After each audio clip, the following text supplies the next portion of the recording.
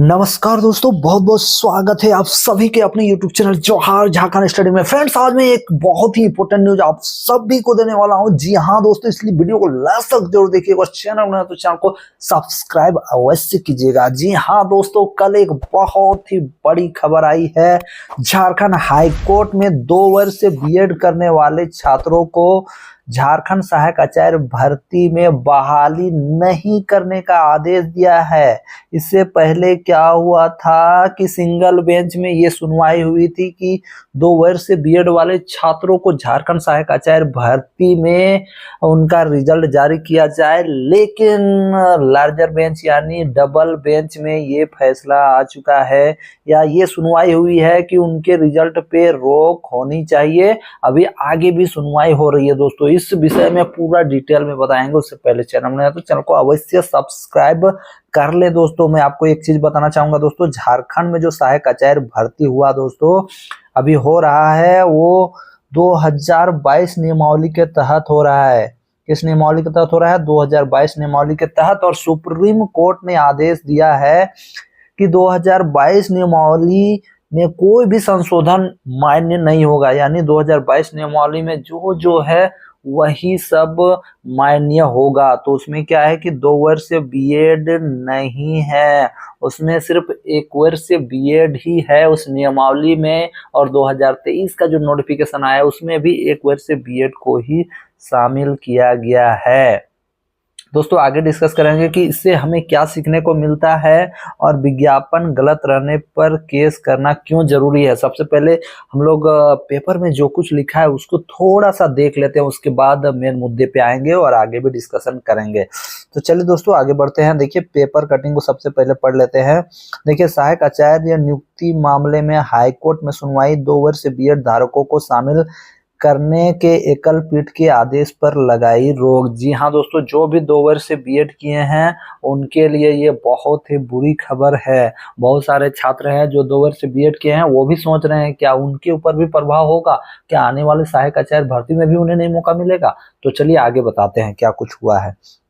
देखिए, झारखंड सहायक आचार्य नियुक्ति परीक्षा मामले में Jharkhand staff selection commission JSSC की अपील पर झारखंड हाईकोर्ट में सोमवार को सुनवाई हुई। हाईकोर्ट ने एकल पीठ द्वारा दिए गए निर्देश पर रोक लगा दी है, जिसमें 2 वर्ष से बीएड कोर्स करने वाले अभ्यर्थियों का परिणाम घोषित करने का निर्देश दिया गया था। खंडपीठ ने कहा कि एकल पीठ की ओर से अभी कोई दंडात्मक कार्रवाई नहीं की जाएगी। बता दें, एकल पीठ ने विप्लव दत्त की याचिका पर सहायक आचार्य भर्ती में 2 वर्ष बीएड धारकों को भी शामिल कर उनका रिजल्ट जारी करने का आदेश दिया था। याचिकाकर्ताओं का दावा था कि 29 जनवरी 2024 के संशोधन के बाद 2 वर्ष बीएड को वैध माना गया है और वे कक्षा 6 to 8 तक गणित, विज्ञान व अन्य विषय के लिए आवेदन कर सकते थे। वहीं जेएसएससी का तर्क था कि उक्त भर्ती 2023 के विज्ञापन के अंतर्गत की जा रही है, जिसमें न्यूनतम शैक्षणिक योग्यता के रूप में 1 वर्ष से बीएड को ही मान्यता दी गई थी, इसलिए 2 वर्ष से बीएड धारक योग्य नहीं ठहरते। खंडपीठ ने जेएसएससी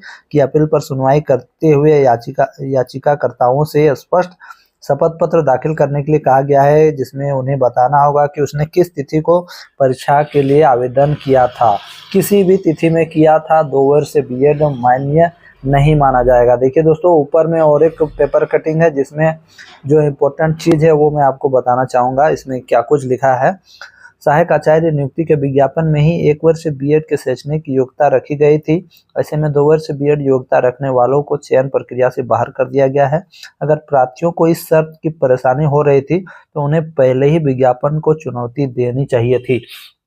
तो देखिए, यहाँ पर साफ साफ लिखा है कि अगर कोई बहाली आती है, अगर उसमें कुछ डिमेरिट्स है, तो आपको पहले ही आपको केस करना जरूरी था। यहाँ पर लिखा है ना कि विज्ञापन को चुनौती देना चाहिए था। यही हम लोगों का सहायक आचार्य भर्ती में सुप्रीम कोर्ट वाला जो केस हुआ था दोस्तों, उसमें भी यही हुआ था। उसको हम लोग किसी और दिन डिस्कस करेंगे। देखिए, अब जब प्रमाण पत्र का सत्यापन किया जा रहा है या चल रहा है, तो उनकी ओर से हाईकोर्ट में याचिका दाखिल की गई है। यह भी बताया गया कि हाईकोर्ट के आदेश के बाद इस नियुक्ति में सीटेट उत्तीर्ण अभ्यर्थियों को शामिल किया गया। इसके खिलाफ सुप्रीम कोर्ट में दाखिल याचिका पर कोर्ट ने कहा है कि विज्ञापन को बीच में संशोधन नहीं किया जा सकता है। ऐसे में एकल पीठ का आदेश उचित नहीं है। 2 साल बीएड मामले में विप्लव दत्ता एवं अन्य की ओर से एकल पीठ में याचिका दाखिल की गई थी। प्रार्थियों की ओर से कोर्ट में बताया गया कि 2014 के एनसीटीई रेगुलेशन जारी कर रहा था कि 2014 के बाद बीएड का कोर्स 2 वर्ष का होगा। इसके बाद एनसीटीई ने संबद्ध देश की सभी संस्था झारखंड के रांची विश्वविद्यालय सहित सभी विश्वविद्यालयों में बीएड की पढ़ाई 2 साल की होती है। ये तो सभी को जानते हैं कि अभी 2 साल का बीएड हो रहा है। ये मामला नहीं है बाबू विप्लव दत्ता जी, ये मामला नहीं है। मामला ये है कि ये जो झारखंड में बहाली हो रहा है ये 2022 नियमावली के तहत हो रहा है। जब आप लोगों ने केस किया सीटेट कैंडिडेट्स के ऊपर, आप लोगों ने केस किया और कहा कि बीच खेल में नियम चेंज नहीं हो सकते हैं, तो नियम सिर्फ सीटेट के लिए चेंज नहीं हो सकते हैं, आप लोगों के लिए भी नहीं हो सकते हैं। कहने का मतलब है जो नियम लागू होगा वो जेटेट के लिए भी समान रूप से लागू होगा और सीटेट के लिए भी समान रूप से लागू होगा। यानी 2022 नियमावली में जो भी लिखा है वही होगा, उसमें कोई भी संशोधन नहीं होगा, यही बात कहा गया है। यानी दोस्तों जेटेट छात्रों ने क्या किया कि परिमल के बहकावे में आके अपने ही पैर में कुल्हाड़ी मार लिया। आप बात को समझ रहे हैं? परिमल चला गया नियुक्ति लेके और बाकी बात जितना भी छात्र है, जितना भी प्रॉब्लम है, सब अपना धरा का धरा रह गया। इन लोगों का अब कोई इन लोगों को पूछने वाला नहीं है, इन लोगों का दुख दर्द कोई सुनने वाला नहीं है। अब आगे क्या होगा इस पे बात करते हैं। आप लोगों को मामला समझ में आ गया कि 2022 नियमावली में जो भी है वही मान्य होगा। 2022 नियमावली में बहुत सारा त्रुटियां था, जैसे कि बीएड को 1 to 5 के लिए एलिजिबल कर दिया गया था, जिसमें करीबन 48 लोग ऐसे हैं जो बीएड कैंडिडेट हैं, वो 1 to 5 में उनकी नियुक्ति हो गई है। तो ये भी बहुत सारे डिमेरिट्स हैं, लेकिन जब सुप्रीम कोर्ट का फैसला है कि 2022 नियमावली में कोई संशोधन नहीं हो सकता है, तो नहीं हो सकता है। माहेश्वरी जी ने जो कहा है वही सत्य रहेगा और वही लागू होगा। ठीक है, तो अब आगे बात करते हैं कि 2 वर्ष से बीएड बाहर क्यों हुआ। इसीलिए कि बीच खेल में हम नियम को चेंज नहीं कर सकते हैं, इसलिए बीएड बाहर हो चुका है। अब बहुत सारे छात्र ये कमेंट करते हैं कि सर हमने भी 2 वर्ष से बीएड का कोर्स किया है, तो क्या हमारे लिए भी क्या ऐसा ही होगा, आगे भी सहायक आचार्य नियुक्ति में? ऐसा नहीं होगा। और अगर ऐसा होगा, जब भी कोई नियमावली आए, आने वाले टाइम पे कोई बहाली आए, अगर उसमें 2 वर्ष से बीएड शामिल नहीं होगा तो तुरंत हाईकोर्ट में केस करना है, नहीं तो फिर बाद में ऐसा ही कहा जाएगा कि आपने पहले केस क्यों नहीं किया, आपने इसको चुनौती क्यों नहीं दिया। इसलिए आप लोग माइंड होंगे, लेकिन अगर ऐसा प्रॉब्लम आएगा तो आप लोग जरूर हाईकोर्ट में केस कीजिएगा। ठीक है, इससे हमें यही सीखने को मिलता है दोस्तों कि कोई भी बहाली आए या कोई भी ऐसा नियम झारखंड में आए और आपको लगता है कि ये गलत है, तो आपको हाईकोर्ट में उसे चुनौती देना चाहिए, नहीं तो आप बहुत पछताओगे।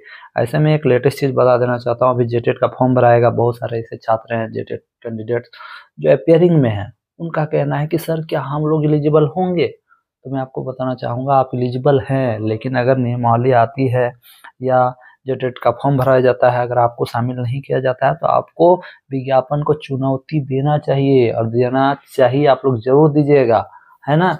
और मैं आपको ये भी बताना चाहूँगा कि जेटेट का हम आप लोगों के लिए क्यूज डेली ला रहे हैं और स्टडी मटेरियल भी दे रहे हैं। नीचे उसका मैं कमेंट बॉक्स में लिंक दे दे रहा हूँ, टेलीग्राम ग्रुप पर जाइए और उसमें जुड़िए और फ़ायदा लीजिए।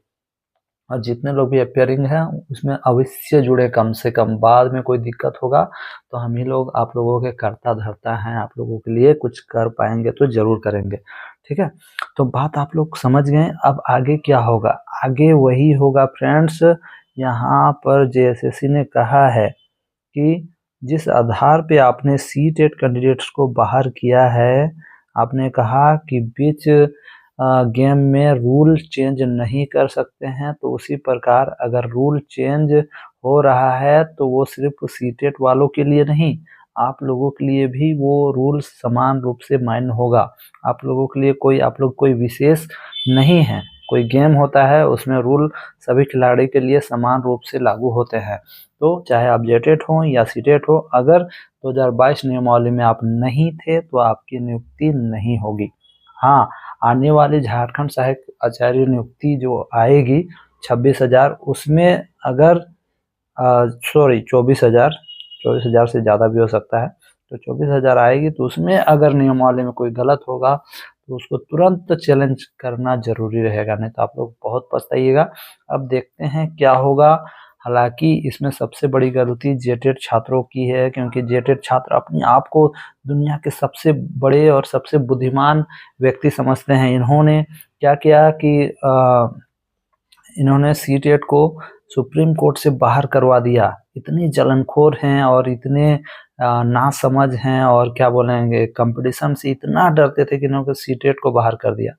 अब मैं लगातार देख रहा हूँ यूट्यूब पे ये लगातार वीडियोज में आके रो रहे हैं, मेरा तो मैं मर जाऊंगी, मैं आग जला लूंगी, मैं ये कर लूंगा, वो कर लूंगा।